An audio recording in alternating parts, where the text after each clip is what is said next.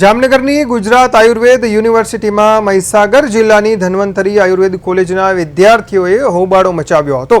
મહીસાગરના કોઈડમમાં આવેલી આ કોલેજના ટ્રસ્ટીઓએ કોલેજના નામે કરોડો રૂપિયાની લોન લીધી હતી, પરંતુ આ લોન ભરપાઈ ન કરવામાં આવતા બેંક દ્વારા કોલેજની ઇમારતને સીલ કરી દેવામાં આવી।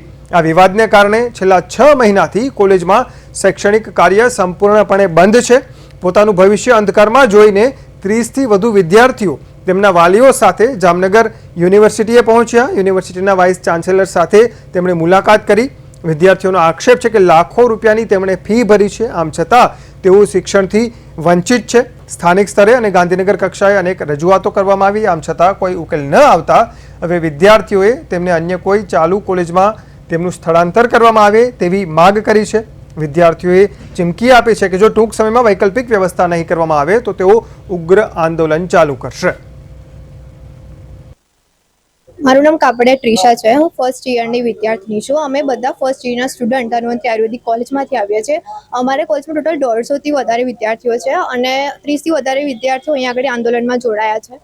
છેલ્લા 6 મહિના સુધી અમારે ટીચર્સ આવતા નથી, પ્રિન્સિપલ બી નથી, કોઈ બી ફેસિલિટી નથી, મેડિસિનની ફેસિલિટી નથી અને જે અમારે એનાટોમી ડિસેક્શનમાં જે કેડાવર છે અત્યારે સડી રહ્યું છે, અમને લઈ ગયા જ નથી ડિસેક્શન હોલમાં અને કોઈ પ્રિન્સિપલ કોઈ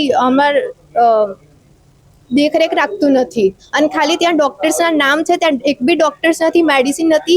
છેલ્લા મહિને બધા બોયઝને ભમરી કરી હતી મધપુડાથી, ત્યારે કોઈ બી ટીચર્સ સ્ટાફ હાજર નહોતો, કોઈ બી મેડિસિન હાજર નથી, તો એ લોકોને સિનિયર્સ લોકો બીજી કોઈ હોસ્પિટલમાં લઈ ગયા હતા।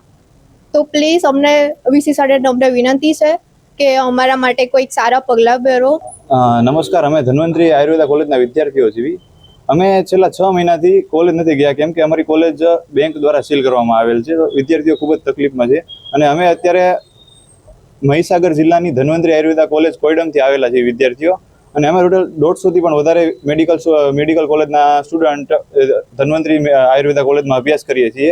હવે અમારો મેઇન પ્રશ્ન એ છે કે અમે લોકો છેલ્લા 6 મહિનાથી અભ્યાસ વંચિત રહ્યા છીએ। છેલ્લા 6 મહિનાથી અમારે અભ્યાસનું કોઈ પણ કાર્ય અમારી કોલેજમાં થયું નથી, કારણ કે અમારી કોલેજ બેંક દ્વારા સીલ કરવામાં આવેલી છે, કોઈ પણ અમારા ટ્રસ્ટીના આપસી કોઈ પણ મામલા દ્વારા, અને અમારા ટ્રસ્ટીએ બેંક પ્રાઇવેટ કંપની પાસેથી 2.5 કરોડની લોન લીધેલી। એ લોન ચૂકવી શક્યા નથી।